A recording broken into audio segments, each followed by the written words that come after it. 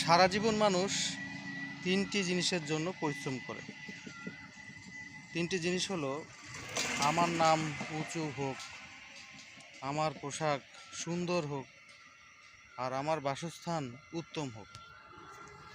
কিন্তু মহান আল্লাহ তাআলা ওই ব্যক্তি মৃত্যুর পরে ঠিক ওই তিনটা জিনিসকেই পরিবর্তন করে দেয়।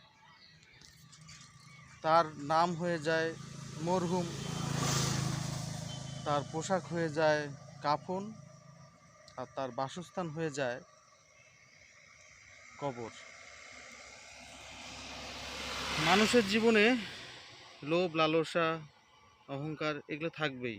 এটা কখনো নিমেষে বাদ দিতে পারবে না। তবে মানুষের মধ্যে লোভ, লালসা থাকাটা যেমন জরুরি, তবে সেক্ষেত্রে সেটা যেন ভালো কাজের জন্য লোভ, লালসা, অহংকার থাকে। খারাপ কাজের জন্যও নয়, খারাপ উদ্দেশ্যের জন্যও নয়। ধন্যবাদ, সবাই ভালো থাকবেন। আল্লাহ হাফেজ। আসসালামু আলাইকুম।